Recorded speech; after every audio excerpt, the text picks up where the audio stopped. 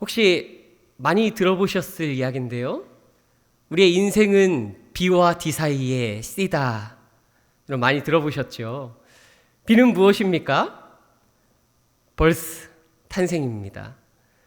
D, 알파벳 D는 무엇을 의미합니까? death, 죽음을 의미하지요.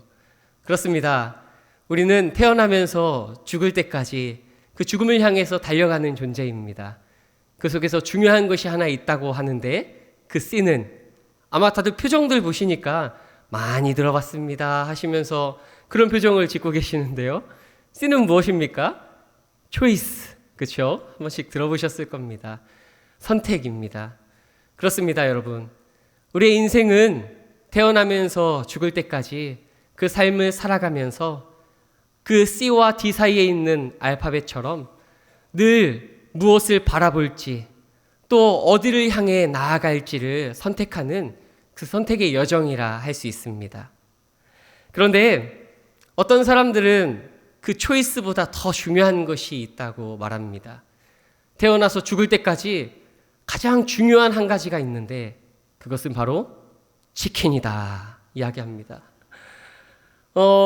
치킨 없는 세상 생각해 보셨습니까?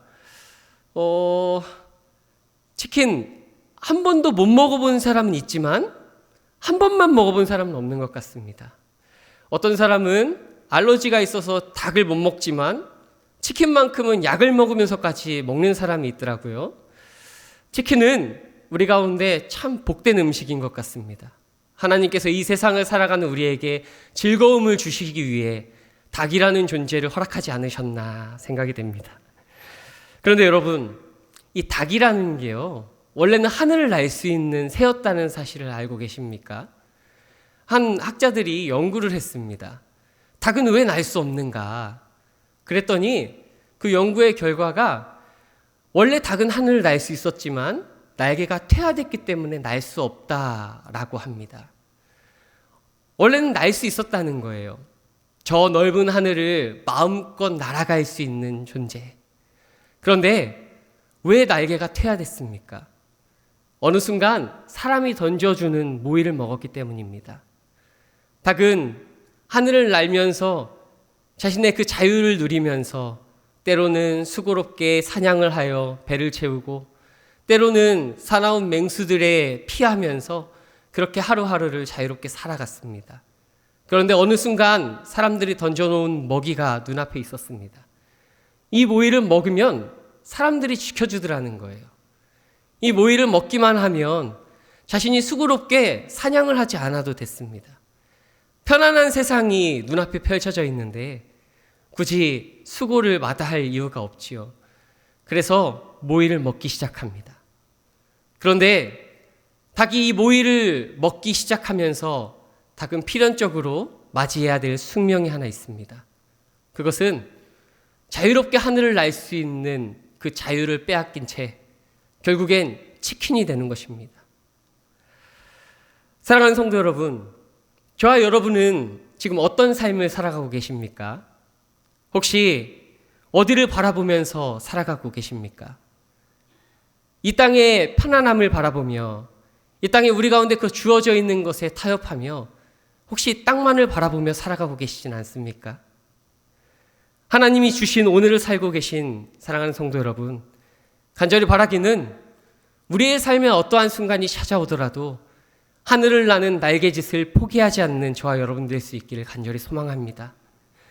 내 삶이 우울하고 힘겹고 어렵고 스트레스로 가득한 우리의 인생이지만 때로는 세상에 비교했을 때 보잘것없어 보이고 초라해 보이고 아무것도 내세울 것 없는 그런 인생처럼 보여지지만 우리 성도들은 고개 숙이며 살아가지 않습니다. 우리에게는 하나님께서 함께 하시며 하나님이 소망이 되어주시기 때문입니다. 그렇게 성도는 고개 숙이지 않고 하늘을 바라보는 인생입니다. 그러한 복된 인생이 저와 여러분의 삶이 되시기를 간절히 소망합니다. 그런데 오늘 본문을 보면요, 참 암울한 상황이 등장을 합니다. 하늘을 올려다보며 살아야 할 하나님의 백성, 그 이스라엘 백성들이 자유롭게 이 세상 가운데 고개 들며 살아가야 할 그 백성들이 어느 순간 고개를 숙이며 더 이상 하늘을 올려다보지 않고 살아가는 그 시대로 전락해 버렸다는 것입니다. 여러분, 사사기의 중요한 특징이 하나 있습니다. 그것은 한 가지 사이클이 반복된다는 겁니다. 무슨 사이클입니까? 죄와 심판, 그리고 회개와 구원이 반복된다는 겁니다. 이스라엘 백성들은 하나님의 백성들이었습니다. 하나님과 더불어 살아가야 할 존재들이 하나님 앞에서 죄를 범하기 시작합니다. 하나님이 아니라 자기의 소견에 옳은 대로 살아갔다는 겁니다. 그렇게 하나님 앞에 죄를 범하자 우리 하나님 심판하십니다. 다른 주변의 적국들을 사용하셔서 징벌하십니다. 그러면 이내 곧 그 징벌로 인해서 괴로움을 느낀 이스라엘 백성들은 다시금 하늘을 올려다보며 하나님께 도움을 구합니다. 부르짖지요. 그러면 하나님께서는 그 부르짖음을 들으시고 그들을 구원하시기로 작정하십니다. 사사들을 세우셔서 그들을 그 고통 속에서 해방시켜 주십니다. 그러나 곧 그러한 사이클이 다시 반복되어지는 게 사사기의 이야기입니다. 여러분, 여기서 중요한 것이 하나 있습니다. 우리 하나님께서 이스라엘 백성들의 그 죄를 심판하셨다고 했습니다. 왜 심판하셨습니까? 그들이 죄를 지어서요. 그렇습니다. 죄를 지었기 때문에 그 죄를 이기지 못하시는 하나님 심판하셨습니다. 그러나 단순히 그것만이 아닙니다. 우리 하나님께서는, 우리 하나님의 그 심판은, 구약에서의 그 하나님의 징벌은 사랑의 표현입니다. 더 이상 하나님을 찾지 않고 더 이상 하나님을 떠나고자 하는 그 백성들에게 하나님은 그 심판으로 말미암아 돌아오라 말씀하시는 것입니다. 그들이 그 심판으로 죄를 뉘우치고 다시금 하나님을 찾도록, 하나님께 돌아오도록 하려고 하는 그 하나님의 사랑의 표현. 그러면 그 사랑의 표현으로 이스라엘 백성들은 하나님을 찾게 됩니다. 그런데 여러분, 오늘 말씀을 한번 보실까요? 오늘 말씀에 보면 무언가 좀 어색한 장면이 등장을 합니다. 오늘 1절 말씀을 같이 한번 봉독해 볼까요? 1절입니다. 함께 봉독하겠습니다. 시작. 이스라엘 자손이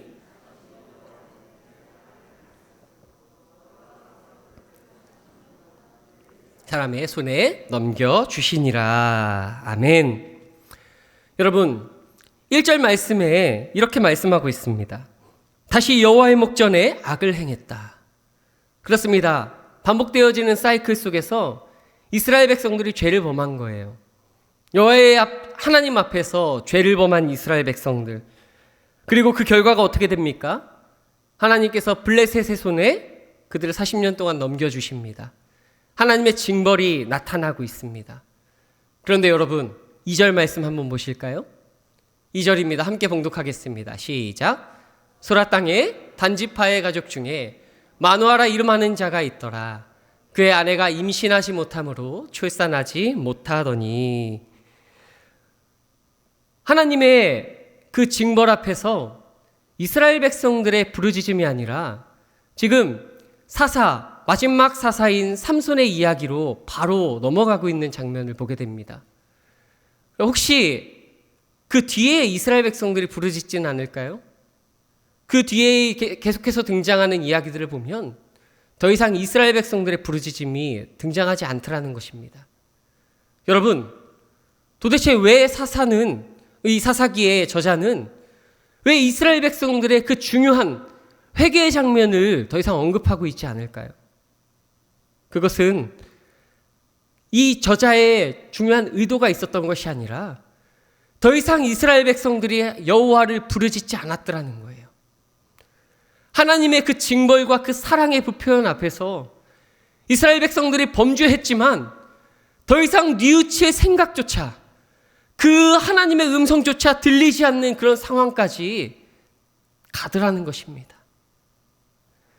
사랑하는 성도 여러분, 우리의 삶에 어려운 일을 만나거나 고통이 찾아오거나 어떠한 순간 속에서도 하나님께서 우리를 부르시고 우리를 찾으실 때 그 주님의 음성이 들려 주님께로 발걸음을 돌이킬 수 있는 저와 여러분 될 수 있기를 소망합니다. 여러분, 진짜 축복은 주님께서 우리를 찾고 있을 그 마음을 알고 언제든지 주님께로 돌아올 수 있는 그것이 우리의 인생의 가장 큰 축복인 것입니다. 우리의 삶이 잘못된 길로 가고 있을 때 주님께서 그것을 바로잡으시고 우리를 부르실 때 나의 잘못된 길이구나 알고 다시 한번 주님 앞에 돌아올 수 있는 것, 그것이 진짜 복된 인생임을 기억하시고 우리의 복된 인생이 주님을 향하는 그런 삶이 되시기를 간절히 소망합니다. 그러나 지금 이스라엘 백성들은 그것을 잊어버렸습니다. 기도하는 것조차 잊어버렸어요. 기도하는 것을 잊어버렸다는 것은 이제 더 이상 하나님을 완전히 잊어버렸다라는 것을 의미합니다. 어떻게 하다가 하나님마저 잊어버렸을까요? 어떻게 하다 이제 더 이상 하나님의 음성이 들리지 않게 되었을까요? 도대체 그들에게 무엇이 문제였을까요? 그것은 오늘 1절 바로 앞에 나오는 한 단어입니다. 다시. 그들이 다시금 하나님 앞에서 죄를 범하기 시작했다는 겁니다. 이전에 사사기의 많은 사사들의 이야기들을 보면 그들이 또 여호와 앞에서 계속해서 반복되어지는 죄가 등장을 합니다. 이제 조금 평안의 시대가 찾아오는 것처럼 보여집니다. 그런데 그들이 다시금 평화의 시절이 찾아올 것 같으니 여호와 앞에 다시금 범죄하기 시작하더라는 거예요. 반복되어지는 범죄, 반복되어지는 그 죄악이 더 이상 하나님을 찾지 못하는 지경에까지 이르게 되었다라는 것입니다. 사랑하는 성도 여러분, 혹시 깨진 유리창의 법칙을 아십니까? 한 학자들이 연구를 했습니다. 한 쓰지 않는 그 건물, 그러나 제법 깨끗해 보였습니다. 그곳에 하나의 유리창을 깬 채 방치했어요. 그랬더니 시간이 지나자 모든 유리창이 다 깨져버리더라는 겁니다. 그렇습니다. 사람의 심리라는 것이 그렇습니다. 깨끗할 때는 누구도 더럽혀지고 싶지 않아요. 누구도 더럽히고 싶지 않습니다. 여러분, 새 옷을 입었을 때 그 옷이 얼마나 소중합니까? 더럽히지 않고자 애써 관리하지 않습니까? 작년에 이제 겨울쯤 되어서 우리 교회에서 김장을 할 때 우리 교육자들이 같이 가서 김장을 도왔습니다. 그때 한 번의 경험이 옷을 버릴 수도 있겠구나 생각을 해서 나름 버릴 수 있는 옷을 입고 갔습니다. 그런데 또 생각이라는 게 이왕 할 때 안 버리면 어떨까. 그래서 나름대로 이런저런 잔머리를 굴리면서 옷이 더럽혀지지 않도록 그 요령을 좀 부리고 있었습니다. 그런데 요령을 부릴 수 있는 상황이 아닌 거예요. 그래서 열심히 김치 국물을 이렇게 옮기고 있는데 이게 안 튀기게끔 다른 각도로 이렇게 붓다가 김치 국물이 이렇게 튀게 됐어요. 소매에 묻고 옷에 튄 것을 뒤늦게 보기 시작하고 그때부터 생각이 달라지더라고요. 에이, 이왕 버리게 된 거 그냥 하자. 그리고 나중에 둘러보니까 옷이 다 김치 국물로 이렇게 버려져 있더라고요. 여러분, 그렇습니다. 우리는 한번 더러워지면 거기에 있어서 조금씩 감각이 무뎌지고 더 이상 신경 쓰지 않습니다. 우리의 죄가 무뎌지는 과정이 그렇습니다. 우리도 이렇게 무뎌지지 않습니까? 처음에는 한 번, 두 번 어쩔 수 없는 이유로 예배를 빠지기 시작해요. 주일에, 수요일에 내가 이 예배만큼은 지켜야지 생각하면서도 직장의 일로, 또 가정의 일로, 건강의 문제로 한두 번 빠지기 시작합니다. 그럼 이내 곧 어떤 마음이 듭니까? 처음에는 양심의 가책이 찔립니다. 신앙의 그 양심이 계속해서 너 그러면 안 되지 이렇게 외쳐요. 근데 조금 지나면 어떻게 됩니까? 그 빠지는 것이 한두 번 늘어날수록 우리 마음 가운데 그 죄악이 묻어져 갑니다. 아유, 오늘은 이것 때문에 어쩔 수 없지. 오늘은 저것 때문에 어쩔 수 없지. 어쩔 수 없는 거야. 조금씩 묻어져 가는 우리의 모습을 보게 됩니다. 기도 역시 마찬가지입니다. 처음엔 기도 없이는 견딜 수 없을 것 같습니다. 이 세상을 살아갈 수 없는 것처럼 보여집니다. 그런데 한두 번 기도 없이도 뭔가 내 삶이 돌아가는 것처럼 보여지고 평안하다 보면 우리가 어느 순간 기도하는 것을 멈출 때가 있습니다. 한두 번 피곤해서, 한두 번 여러 가지 이유로 기도의 자리를 빠지기 시작합니다. 그러면 이내 곧 어떻게 됩니까? 기도하는 방법을 잊어버립니다. 기도하는 것이 습관화가 되어져요. 결국 예배가, 기도가 신앙생활의 삶에서 우선순위가 밀리기 시작하는 거예요. 조금씩 나의 영적인 상태는 무뎌져 가고 더 이상 하나님을 찾지 않아도 살아갈 수 있는 그런 삶을 살아가게 된다는 겁니다. 이스라엘의 상태가 그런 상태였습니다. 희망도 조금도 없었습니다. 더 이상 하나님을 찾지도 않았고 하나님을 부르짖지도 않았습니다. 이스라엘의 죄에 반복되는 상황 속에서 점점 하나님은 잊혀져 갔습니다. 그런데 여러분, 그렇게 절망과 그 암울한 상황이 계속되어져 있었지만 우리 하나님께서는 여전히 일하고 계셨습니다. 하나님의 구원의 방법이 무엇이었습니까? 한 사람을 세우는 것이었습니다. 하나님께서 한 가정에 찾아가셨습니다. 그리고 그 속에서 그 가정을 통해서 일하기를 작정하셨습니다. 그 사람이 누구입니까? 오늘 본문 2절에 보니까 마노아의 아내였습니다. 하나님께서는 그의 아내에게 찾아가셔서 그에게 말씀하셨습니다. 그녀는 아이를 낳지 못하는 여인이었습니다. 그 당시 아이를 낳지 못했다라는 것은 단지 개인적인 아픔만을 의미하지 않습니다. 그저 한 가문의 저주처럼 여겨진 것이었습니다. 하나님께 버림받은 사람, 아이 하나 낳지 못하는 무가치한 존재. 그런 평가 속에서 그녀는 살고 있었습니다. 그런데 오늘 3절 말씀을 한번 보실까요? 함께 봉독하겠습니다. 여호와의 사자가 그 여인에게 나타나서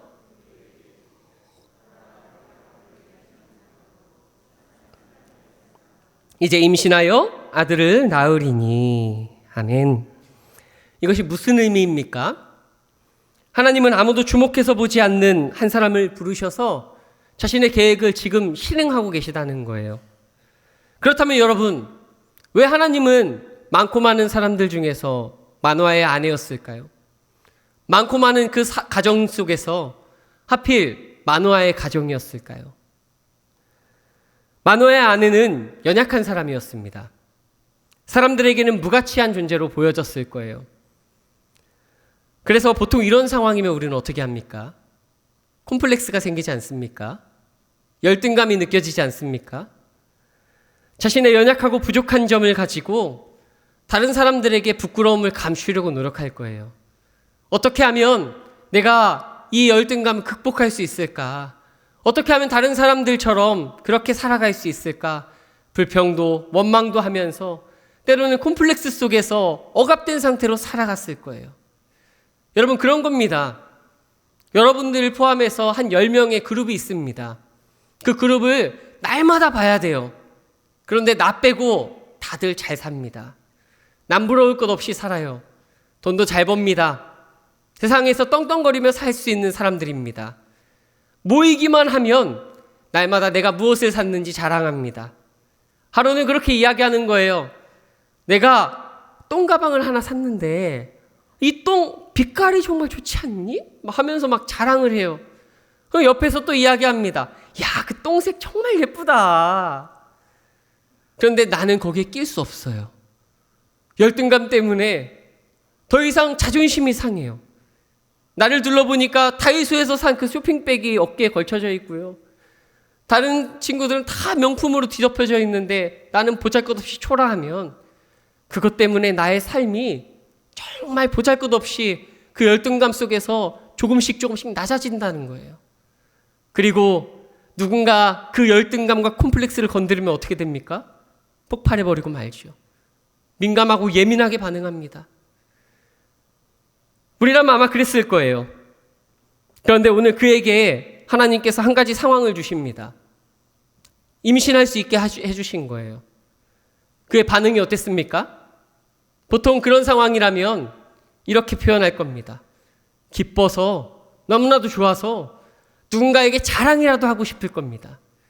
찾아가서 남편과 같이 그것을 이야기하면서 같이 춤이라도 췄을 겁니다. 그런데 여러분, 오늘 한번 본문을 보실까요? 오늘 말씀으로 봉독하지는 않았지만요, 13장 8절 말씀입니다. 우리 같이 한번 봉독하겠습니다. 시작. 마노아가 여호와께 간구하여 이르되 주여 구하옵나니